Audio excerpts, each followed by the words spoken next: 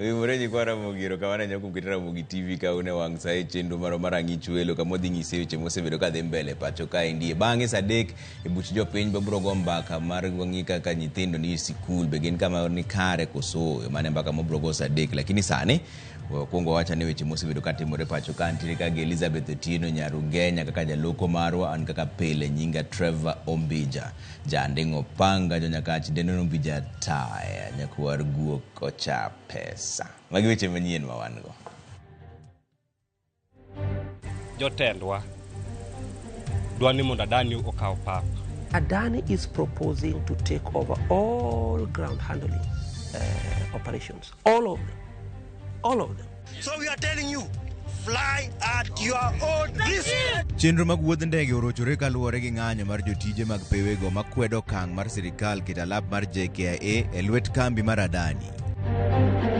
We give them the day to day just to view, to have closure, so that now tomorrow morning we start the process afresh. Nonro dhi nyime wi masich mach mar Hillside Academy ka sirikal bende ochaka pedha e sikunde mar rango arita mar jopuonjre.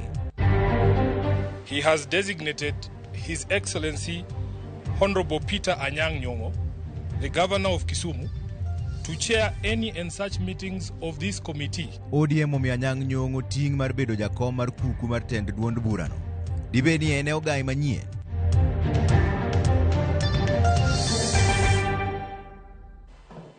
Erokamano kuom keto Ramogi TV kaendi. Wach manyien mawuok sani en jotije paw ndege ma JKIA koro chungo ng'anyo manotimore odiechieng' ma kawuono chakre nyoro gotieno nyaka kawuono manorocho chenro mag wuoth. Wach mawuok sani seche mawuoye ni en ni koro ng'anyono ochungi ayanga gi jotije paw ndege manorocho wach chenro mag wuoth. To kata kamano kane pok gichungo ng'anyono kawuono, chenro mag wuoth ne orochore paw ndege ma pacho kaendi kaluwore kod ng'anyo mane obagi gi jotich mag paw ndege makwedo okang' mageto kao paw ndege mar Jomo Kenyatta International Airport mondo odhi e lwet ji giwegi. Kwan maduong' mag jowuoth mane ochopo e paw ndege no ne piny ogonya ng'eng ni mar ne onge ndege mane donjo kata mawuok. Jafwambo marwa Georgia oko miwa ler mar wachni.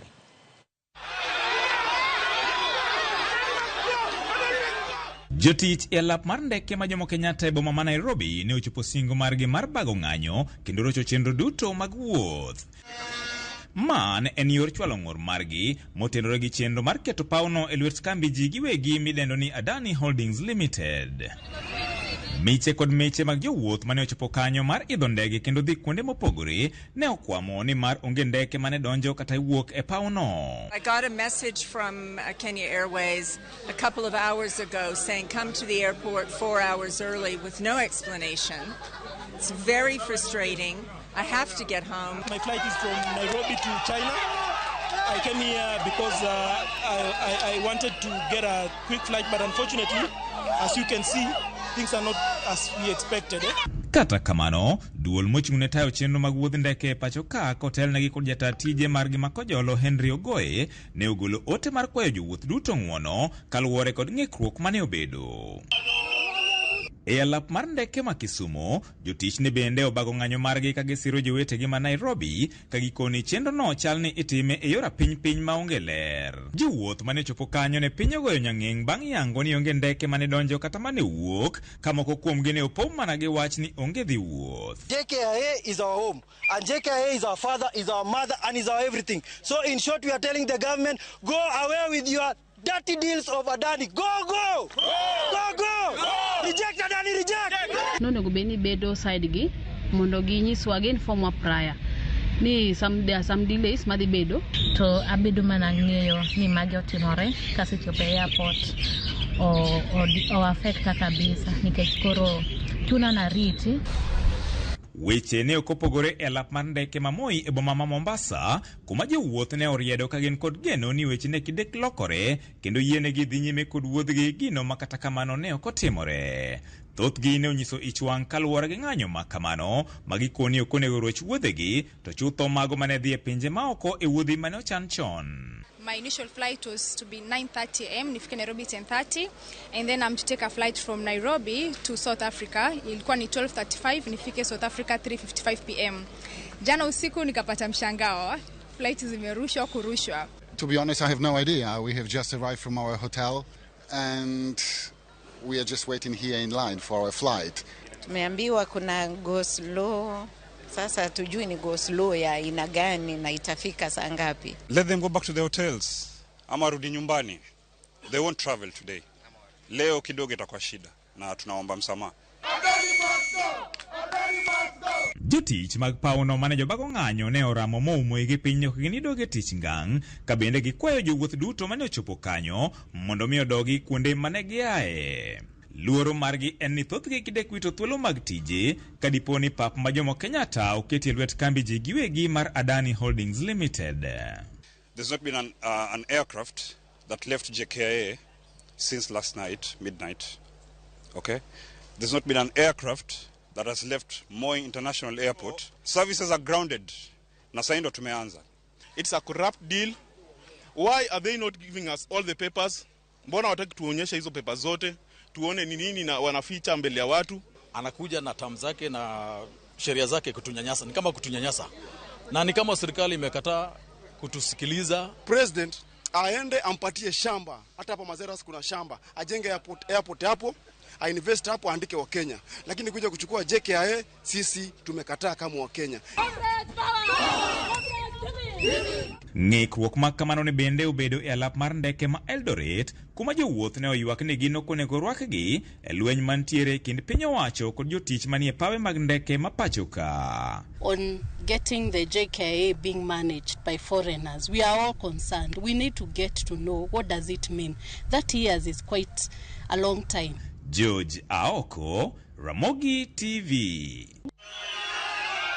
Chich nitiere ni winjruok e kind sirikal kod kambi mar Adani e tayo paw ndege ma JKIA nyalo kelo lal mar tije kendo mayo jo Kenya thuolo mar timo ohala e pewe ndeke ma pacho kae ndie en achiel kuom weche ma njao chuny jotich kendo miyo gibago ng'anyo. Gin ang'o mantiere winjruok momiyo jotich ok mor kode? George Bati kolonwa wachni. Kona mar onge mar tich kama oganda jo Kenya mathoth yudore kata bang' tieko tiegruok. To joma oseyudo tich kuwinjo ni nitiere dwaro maling'ling mar gologi e tije, to nyaka gimak amen kod ng'at madwa gologi e tich, kendo neno ni mok gi okopuki. Ma e gima timore e pewe ndeke ma Thurka ma koro jotich ong'anyo ka gichich ni poni kambi mar Adani mawuok e piny mar India okawo ting' mar tayo paw ndeke ma JKIA, to jotich buora dhi dong' maonge tich. Adani is proposing to take over all ground handling operations, all of them, which means again employees working for ground handling companies like Swissport, and these are our members, we represent them. We have Tradewinds, we have Eurocraft, all of them will be rendered redundant. They will have no job. In terms of how many people, for example, directly impacted, we are looking at a population of around 20,000 employees directly employed by different entities at JKIA alone. To Adani to waneno ni kubiro ka to wan kaka jotich wadhi hinyore nikech chalore gi gik ma Adani nowacho ni kubiro to gimo dhi kuongo timo ne dhi kuongo duoko jotich piny, kwan jotich piny. Mar ariyo jomonya nyalo dong' idhi duoko osachi gi piny. Koro gi kama osegikone ok wang'endo jomage midhi duoke tidhi tergi kanye. To jomodong' ma idhi duoko osachi gi piny gi tidhi duok nang'o? Kaluwore ni dwaro mar Adani en ni mondo gibi gitaa pewe mag ndeke ka gine ma ging'eyo ma sirikal ok odonjore. Luoro nitie ni dwaro margi mar medo omenda ne joma timo ohala biro miyo jo Kenya ma osebedo ka loko e pewe ndeke ma pachoka wandgi podho, kendo ji mamoko ma gichich ni nyalo wuok e pinje maoko ema nyalo bedo kod thuolo mar timo ohala e pewe mag ndeke. The proposal is to raise the levies. You know, for business people who have rented, you are running a restaurant, whatever thing you are doing, you have an M-Pesa shop within JKIA. Adani is already proposing, even before they get the deal, they are proposing to increase the levies. See that? Which means it is a polite way again of pushing out the business community currently at JKIA. E winjruok e kind sirikal kod Adani, kambino mawuok e piny India igeno ni biro tayo tijene kuom kidienje adek. Ka kidieny mokwongo kambino geno gero kuonde ma ndeke donjogo e ndara mar chako ng'wech kata piyo e nengo mar bilion 98, gedo mowinjo bed ni rumo higa mar 2029. Tielo mar ariyo en gero kuonde ma ndeke wuogo e ndach ng'wech kod kar chungo ndeke ma osepiyo, gedo madhi kawo bilion 12, kendo biro rumo higa mar 2035, kod jiwo lony manyasani e wi chenro mag paw ndeke ma JKIA ma geto kawo omenda maromo bilion 81. Kata obedo ni winjruok e kind sirikal kod adani koni dwaro maduong' en mar keto paw ndeke ma JKIA rang'iny mar pewe ndeke ma idewo e piny mangima, maling'ling' koni opondo i kaka Adani dwa tayo JKIA kuom higni 30. Bang' tiko gedo, Adani dwani gibi gibed kod thuolo mar tayo JKIA kigen koting'o choko mag omenda e ohala mamoko ma ok otenore kod fuyo mag ndeke kuom higni 30 ma sirikal ok odonjore kodgi. Bende gidwani mondo sirikal omigi higni moko ma ok gichulo osuru ma ikawo kuom ohala ma kembe oyudo, ma dho ngere dendo ni corporate tax. Kambino bende dwani tok higni 30 gibi giyud thuolo mar yudo atamalo 18 mag omenda ma JKIA oloso higa ka higa. E kinde ma sirikal oramo ni paw ndeke ma JKIA ok ousi ni Adani kendo ni winjruok margi kod kambino biro medo bero paw ndeke ma JKIA, kelo ohala ne Kenya kendo onge jatich madhi wito tije. Jotich ni kod chich ni winjruokno dhi chiwo thuolo ne oganda mawuok e pinje maoko mondo yud tich kendo mayo jotich masani tije maggi. George Bati, Ramogi TV. Chenro mag wuoth kokalo e pewe mag ndeke ma pacho kaendi nyalo chako dok e wang'e kendo bang' riwruok mar jotije mag pewego chungo ng'anyo margi motimore kawuono. Okang' ma kamano nobiro bang' romo manokelo kanyakla jotend jotijego eko, riwruok mar KOTU kod apisas mag sirikal kamoting'o tend pewe mag ndeke KAA kod jatend migawo mar wuoth Davis Chirchir. Riwruogno osingo ne jotije ni onge ng'ata ng'ata mibiro kaw ne okang' kuom bago ng'anyono manen mar kwedo okang' mar sirikal keto paw ndegeno mar JKIA e lwet kambi mar Adani. Sisi tumesema kama kawaida hatupendi strike, but strike sometimes is prompted by a situation that you cannot run away from. Tulikuwa hatuna documents. Documents have been made available to us, most pertinent documents as requested by the union. We undertake to go through them within 10 days, working days, and flag out areas of our concern which shall immediately be pointed out. And I want to assure you, Cabinet is here to protect the interest of our Kenyans.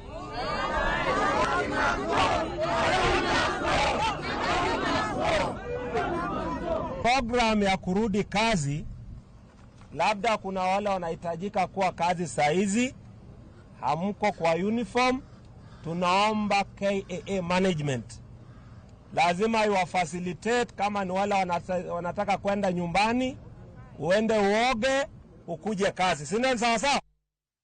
Kwa kanini migawo mar somo lando ni gisechako chenro mar goyo peksen e skunde primary kod skunde mag secondary ma pacho ka mar rango ka bende giluwo chike mag nyayo arita mag geng'o masiche e skunde go ma pacho ka endi manochuogi gi migawo mar somo e higa mar 2013. Ripot ma kama biro e kinde ma migawo mar somo katiyo kanyakla gi migepe mamoko mag piny owacho dhi mbele gi timo nonro e wi gino manokelo masira mar mach e sikund primary ma Hillside and Arasha. Kaka Lydia Okeyo leronwa, bero mar ringre go ibiro chaki tich ang'wen bende. Dalo auchiel bang' masira mar mach kelo tho mar jopuonjre 21 e skund primary ma Hillside and Arasha e kaunti ma Nyeri, nonro pod dhi mbele e wi gino madine kel masira ma kamano. Tipo mar od nindo manyo wang'no nyiso dirise manotem muke gi nyithindogo, ranyisi ni ne gitemo manyo yo mar wuok e kar nindono. Kiyo mag dirise otore ka odno manoger gi bau ni kod ranyisi mar pek mar majno. Penjo maduong' makoro ichwalo ne wuon skunno moyangi kaka David Kinywa en ni to ang'o momiyo kuonde dak mag nyithindogo oger gi bau. Matimore kinde ma matron mar skunno wacho ni ne oonge kinde mane masira no timore, ka penjo mathoth koro nyuolore ni to en ng'ama nonego taya kapok jopuonjre go nindo. Kaparo moko to wuok kapo ni japuonjre moro notemo simo taya to ng'ikruok mar stima okelo majno. Shule yenyewe iko na shida juu, kwa hiyo dormitory hakukuwa na matron, hakukuwa na security, hakukuwa mpaka na security light. Though tunajiuliza maswali mingi kama saa hii ni nani ameanguka kwa kasi yake. Chenro matimo bero no winjo chakre kawuono. Kata kamano, jonyuol no kwa thuolo mar neno ringre nyithindogo kapok otimnegi bero, gino manomiyo chwal chenro makamano nyaka kiny. So to give them that closure and have us walk the journey with them, we give them the day-to-day just to view, to have closure, so that now tomorrow morning we start the process afresh. E kinde manonro dhi nyime skunno ma Hillside Academy, migawo mar somo lando ne gisechako chenro mar goyo peksen e skunde ma jopuonjre odakie kata boarding schools kod mamoko mar rango ka bende giluwore gi chike mag geng'o masiche e skunde. Chenro makamano osechakore skunde primar kod junior secondar ka okang' mar ariyo mar timo peksen makamano biro timore skunde sekondar ma pachoka. Chike mag geng'o masiche skunde go luwore gi chike mag somo ma pachoka motisi ni Basic Education Act 2013. Chikno lero ni kuonde nindo mag jopuonjre nyaka bed kod dhoudi ariyo malach gi romo fut 5. Achiel kuom utego chakore ka achiel bedo e giko utego. Dhot machielo nyaka bedie diere ma inyalo wuogo apoya kendo nyaka ndike ni emergency exit. Dhoudigo nyaka yawre ka wuok oko. Bende chikego lero ni dirise kik bed kod chumbe matindo kata grills kendo nyaka giyawre ka gichomo oko. Otenni mag nindo nyaka bed kod thuolo maromo mita 1.2 e kindgi kendo kuonde mikadhe kata corridors nyaka bed malach romo mita 2 kadhi mbele. Otendnigo ok owinjore kendo japuonjre ka japuonjre nyaka bed gi otanda mare. Chikno dwaro mondo miket kuonde go milome mag mach machiegni kendo manyalo chopie mapiyo. Ginego mach nyaka rangi maneni tiyo kinde ka kinde. Jopuonj kata jogo mochung'ne kuonde nindo nyaka tim nonro makare kuonde nindo mag jopuonjre kapok gidhi nindo. Lydia Okeyo, Ramogi TV. Odonjane weche mag siasa ni kuku mar tend duond bura mar ODM koro walo gavana ma Kisumu Ngire Peter Anyang' Nyong'o kaka jakom mar kukuno. Kinde ma ogaye mar ODM Raila Odinga biro bedo gi dich kaluwore kod kisera mare mar ombulu mar manyo lemo mar AUC. Irumo mane otelie gi Raila Odinga wuon oyang ni Nyong'o kaka jalno ma oromore gi lemono kaluwore gi lony mare mar ariye. Jafumbo marwa Eric Owenga ni kod ler mar wachni. Koro gikone duond bura mar ODM otieko rumbi mosebedo ka fungre ewi kaka duond bura no biro dhach e kinde mabiro e seche ma ogai mar duond bura no Raila Odinga wang'e koro ng'iyo malo piny Ethiopia lemo mar telo ne kuku mar tend Afrika wangima. E romo mabende ne obagi e magawa moro bore ka kuku mar tend ODM nosidho Ngire Anyang' Nyong'o monde emobiro bed jakom mare kuom dweche 4 mabiro. In light of the grueling campaign by our party leader and the need for him to focus on this for the AU chairmanship, he has designated His Excellency Honorable Peter Anyang' Nyong'o, the Governor of Kisumu, to chair any and such meetings of this committee, the Central Committee, that may become necessary during periods of his absence. Professor nosebedo Executive Director machama, nosebedo be Secretary General machama mar ODM. Koro en ng'ama ong'eyo kaka chama ringo. Aparo ni emomiyo party leader osettle on en mondo okony e yor mar kojolo e keto kom sama party leader odich gi wuoth. Duond bura mar ODM e thuolo manok mosekalo osebedo ka sakni kendo jotelo ketre ratil mar kawo kom man kod oteku kaka koro ma oredhne Ngire Nyong'o. Kuku mar ODM no mabende otisi gi jo agunda kaka Central Management Committee ni kod oteku kendo kinde duto ng'ado paro ma idewo kendo mamulo teko mar duond bura. Party leader nigi tije mang'eny. Achiel kuom gi en chairing mar Central Committee. Party leader iluonge weche mag chama kamoro amora e Kenya. Koro en emo bro wacho ni deputy party leader nyalo dhi e functions mage koonge nyalo dhi kamoro amora tiyo ni officials ma wan go be korka ne oketi e positions gi. Koro kapod gi settle bende kapod watero party mbele. And since the constitution does not allow the SG or the chairman or any other person other than a person being the party leader or his appointee to chair that meeting, that is why that step has been taken. Kako kang mar tego ODM romar kukuno bende no ng'ado ni yiero mag kor gwenge mar chama no kuonde mane oko bagie ibiro timo kamano dwe mar 11. Mikael Gladys Wanga ma en jakom mar ODM Kenya mangima lero nigi ikore mar ni ODM ochung' motegno kendo ongirore kaka dwarore e bwo tende. Wan gi mpango motegno mwawacho ni wadwa tego party. Wadwaro ni mondo jowa otim registration mar party, oteg party kendo obro bedo gi party elections bende kinde mabiro mabro bedo communicated gi chama. But wadwa wuotho e kondete mag Kenya ka watego party e yore gite. Kukuno bende no dino fuok mar jakom mar ODM bade ma Migori bang' tho Philip Makabongo dwe mar 12 higa mokalo. Lemono koro omija bura ma wendo Walter Owino. The leadership of the party in Migori, the committee is proposing that Honorable Walter Owino will be acting as the chairperson for Migori following the demise of the former chairman, the Honorable Makabongo. Eric Owenga, Ramogi TV, Nairobi. Jatend duond bura mar National Liberal Party, Dr. Augustus Chalo Muli, oyudo loch maduong' bang' doho yango gwelo mare kaka jakanyo ya put madhi gwelo commissioners manyien mag IEBC e lo duond bura mani kod jood bura manok. Ng'eto no ne en lal ne ogai mar Wiper Kalonzo Musyoka mane owalo kil Kamaloka Koki Muli mondo mochung' ne Azimio ya pudno. Koki Muli kod Lange koro mi chik mondo kik tem talo kata kao kar Dr. Chalo. Jokanyo duto e burano nyisi mondo kaw ting' mar omenda magitiyo godo e yalo burano kegen. Ng'eto no koro chiwo thuolo ne sidha put madhi gwelo commissioners manyien mag IEBC bang' bura makamano ne chungo chenro margi mar chako tich ayanga.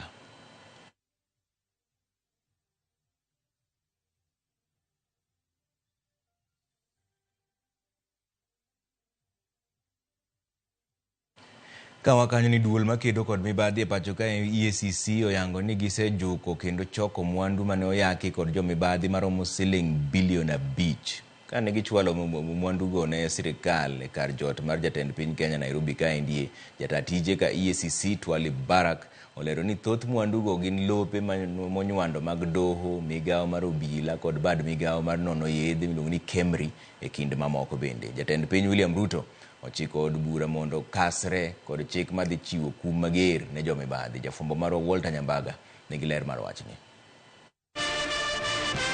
E kinde nyasi mane obagi ka jot ma jatend piny boma Nairobi, nyasi mane oweyo ka dho oganda omoko ka EACC yango kit wang' teko ma jo mibadhi yako godo mwandu mag sirikal ma onge dimo wang'. Belonging to the Kenya Police. Ka giriedo kit mwandu mosechoki kuom jo mibadhi kendo duogo ne sirikal, jatatije mar EACC Twali Barak oyango ni mwandu ma EACC olodho kuom achudhego mane oluchore kod mwandu sirikal nyalo romo shillings bilion 5. Your Excellency, today we are here.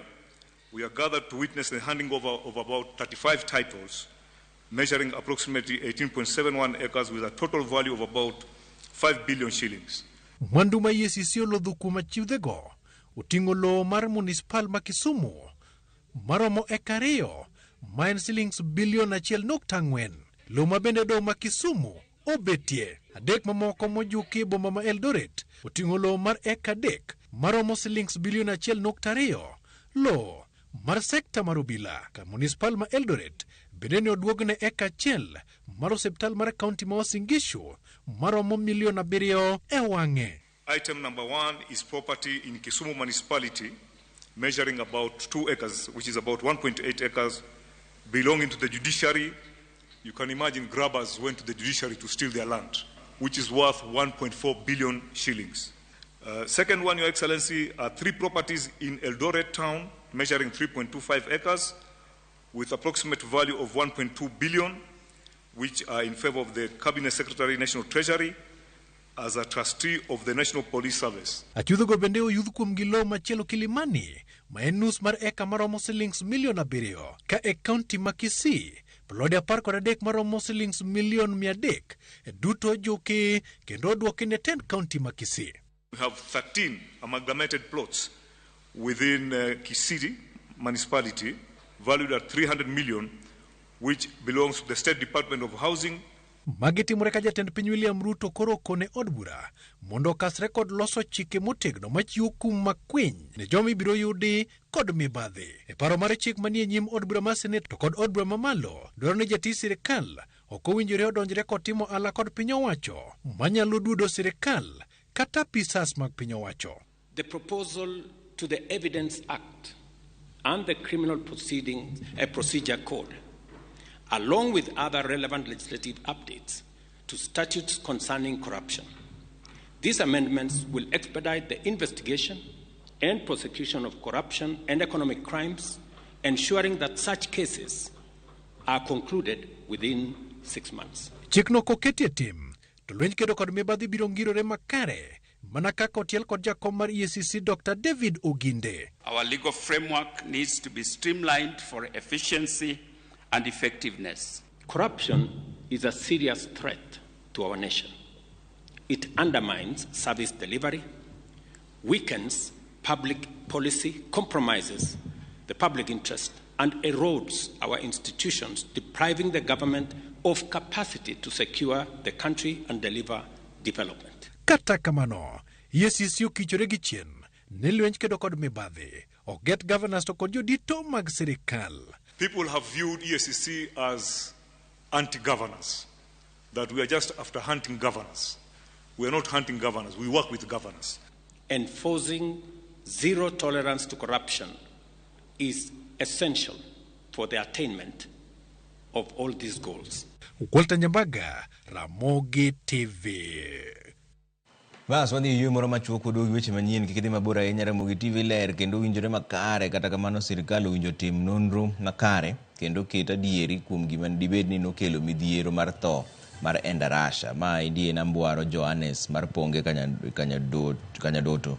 Erokamano ahinya. Ramogi TV ma Pastor Omondi Otiche mar Gemo Nyenyore, Mosnach Bishop mar Odhiambo Gora gi Lilian Ogesa gi Olo Oyanda. Erokamano ahinya. Trevor ma indie Ogweno Elias, Ongwena Elias. Aneni achiel kachiel kan paw ndege ka endi kadem ka. To apenjo ni Kenya wa ka endi ng'anyo ng'enye manade. Nyoche ka jopuonj wuok e ng'anyo kawuono kendo jotich matiye paw ndege ma JKIA bende nie ng'anyo. Mano endi Ongwena Elias. Erokamano ahinya kuom wote maruno. Wadhi yue moro machuok duogo bang' dakika matin kikidhi mabor ahinya.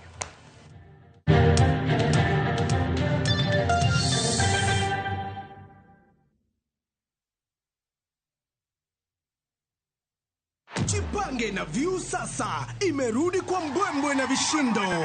Jipange leo kwa nafasi ya kujishindia mamilioni ya pesa. Jipange ushinde na View sasa. Bonyeza *487*3# na uweke 50 bob tu au tuma kwa paybill number 724177. Account number ikiwa ni nambari yako ya simu. Utapata content na point 50 za kuingia kwenye draw ya kujishindia 50,000 kila siku, milioni moja kila wiki na grand prize ya 3 million shillings. 3 million shillings. Jibambe na content nyingi zaidi, uongeze chances zako za kushinda. Jipange na View sasa. Weka 50 bob tu na huenda ukajishindia 50,000 kila siku, milioni moja kila wiki na grand prize ya milioni 3. Sheria na masharti kutumika. Imeidhinishwa na BCLB namba 0000130.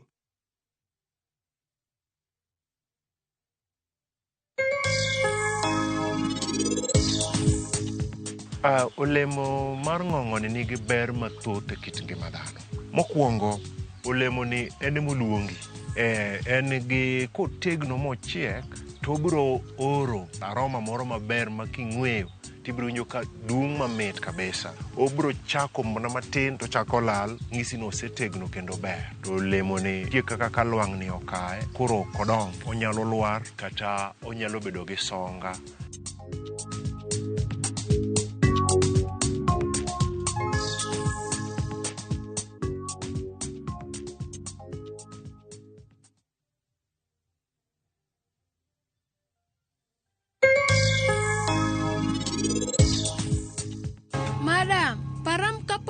Intere map moro ma en osomo, to en nowacho ni ododhi malang' kapok ochopo tieno.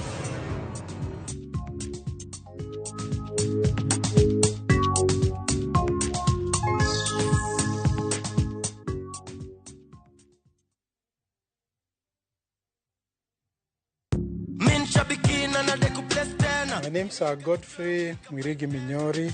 I come from Meru. I'm a fan of the Aviator game. I learned about it on Citizen TV when I saw somebody that had won the game. I got interested in it and started participating. I've won quite a number of times, but this is the bigger of the wins that I have had. I like the game because it's a game that you can play anytime, anywhere, and it has no bias. And here you can see I'm getting my check for my recent win. Niko na project kadhaa zenye zinaendelea, itaingia kwa hizo project na tunashukuru kwa Aviator. Aviator ya Shabiki.com inakupa the biggest multiplier in Kenya. Shinda up to 50,000 times your stake. Yani ukiweka stake ya 100 bob, ndege ipeperuke, unashinda 5 million within seconds. Changamkia Aviator on Shabiki.com. Not for persons under the age of 18. Authorized and regulated by BCLB license number 428.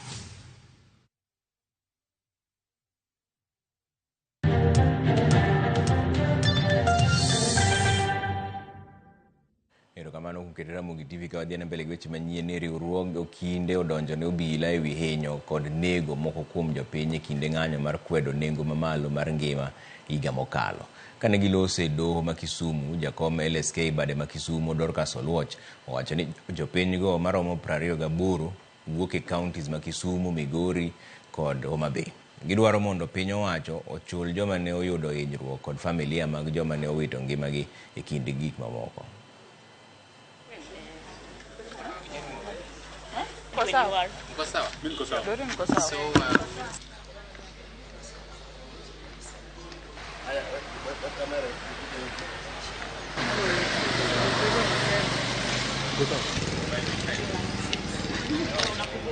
We stand before you having filed a constitutional petition on behalf of 28 victims of police brutality suffered during the 2023 protests against the high cost of living. During that tragic period, our county, alongside many others across Kenya, was engulfed in a wave of death and violence. We, LSK Kisumu chapter, reaffirm our unwavering commitment to upholding the rule of law. We stand resolute in our mission to pursue legal recourse for the 2023 victims of police brutality. We also call upon the IG to be held responsible for these atrocities for what his officers did. Daktari Manogovo Bunde, Migori County, area mar Dallas, kana wuok e ode dhoget, kana an gi nyiega ariyo. Noyudo kano yiacho obo mara ma oseweya gi hinyruok maduong' kabisa, tindo keta kata tijena matek ok anyal timo. To moloyo duto temo kela ka en dwaro justice. Johera mag Viusasa dhi nyime gi yudo mich kokalo e piem mar jipange na Viusasa madhi nyime seche mowueni. Jaloch ma kawuono en John Mbudhia manoloyo siling 50,000. Mbudhia omi mich makamano e log tich mar Viusasa. En e jaloch mar 27 ma oyudo mich mar siling 50,000 e piemno. Penina Kome bende ni kod ilo bang' riwore gi joloch mamoko e loch mar siling $1,000,000. Piemno chiwo mich mar siling 50,000 ne jaloch pile ka pile $1,000,000 juma ka juma, ka giko dugo to jaloch biro loyo siling $3,000,000. Jipange na Viusasa imerudi kwa Wow. Ahakikishe what you are told you want. Wow. Yeah. Sasa no. Jipange leo kwa nafasi ya kujishindia mamilioni ya pesa. Ya favor. Wana kofia ya favor. Ai na uko na masariti. Watu unajua hii umehakikisha it is what you are told you want. Wow. Yeah. Akanieleza wewe umecheza hivi mchezo wa Viusasa. Kamwambia nimejaribu kama mara 3 mara 4 hivi. Wewe ndio msiti wa 50,000. Kamwambia aje vile alikwambia hivyo. Wacha. Ulisikia vizuri? Nilisikia vizuri kwa roho. Hiyo 50,000 ndio hiyo unaiona hapa. Ulikuwa umeexpect kushinda hido? Hapana, hata sikuwa natarajia. Uko unatarajia? Sasa wakati uliambiwa that umeshinda ulihisi aje? Nilisikia vizuri. Ningewahimiza waendelee kucheza. Huu mchezo ni wa ukweli. That is what is up, my wonderful people.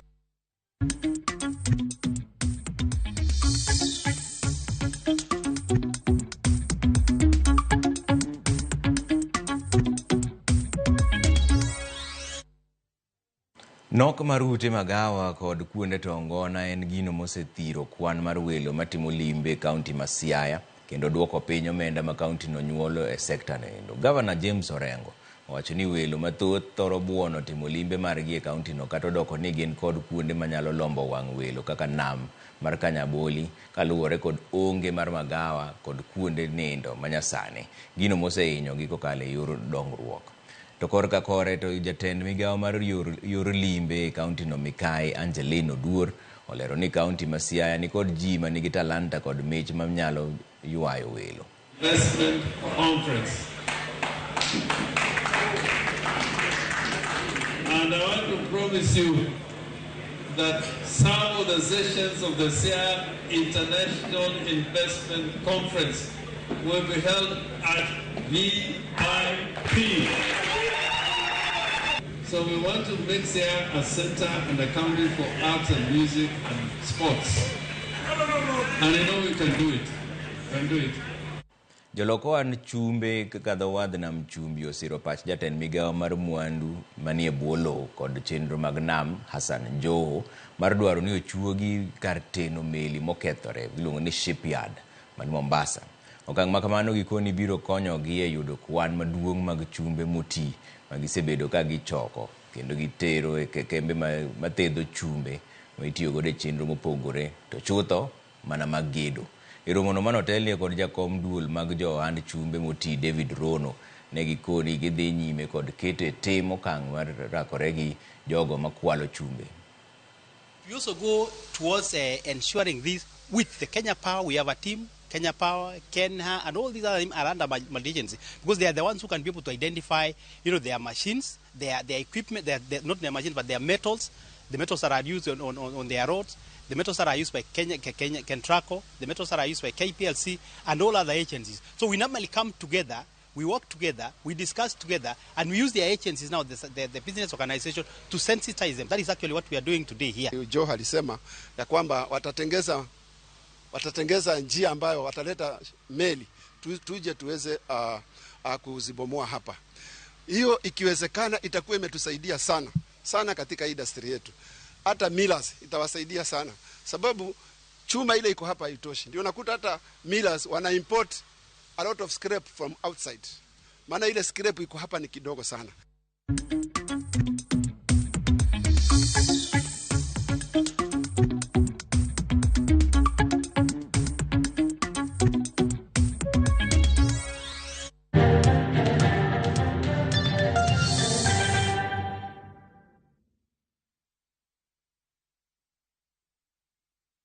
If you're flashing I am here and I am not calling back, it is because I am a runner and I ran out of airtime.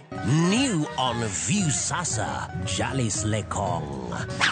Due to public command, I come to real life now. A marathoner who can run through your ribs with his humorous lines. Even when I met my wife for the first time, I ran out of words, I ran out of breath, then I ran crazy for her.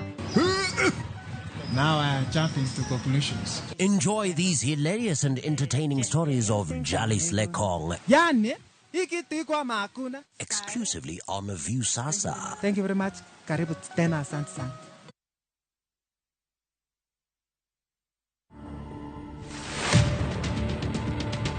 Beautiful, extraordinary, wonderful woman to be with.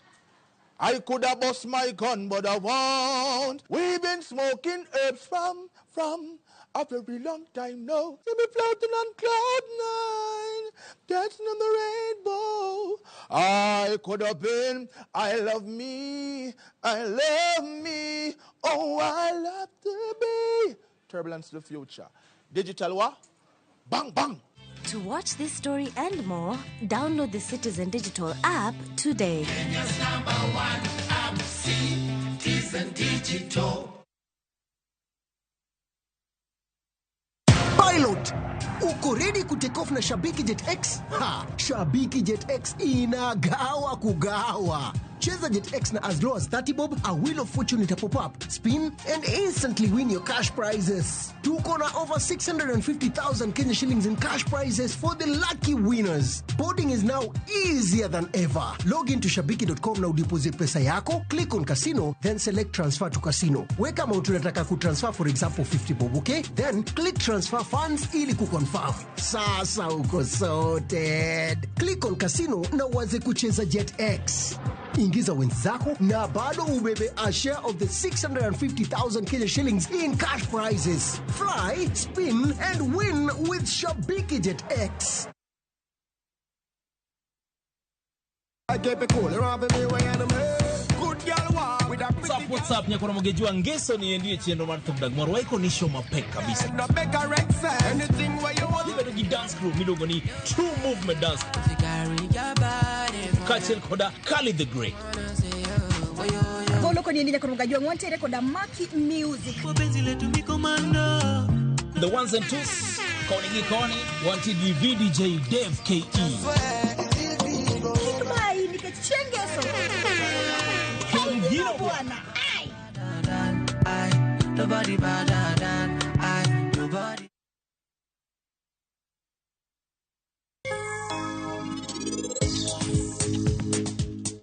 En ang'o mane timo Gita? Ere kaka inyalo timri kamano? Ing'e ni mano en od nyathina. Kendo en od ora. In kikichaki tim gima chal kamano kiny. Madam, param kapok owuok ka intere map moro ma en osomo. To en nowacho ni ododhi Malang kapok ochopo tieno. Got mar Malanga no en ga got marach. Podo timang'o ka? En ang'o miyo uno kuluogi? Enera, mero luogi kuro. Sara bendo luogi kuro.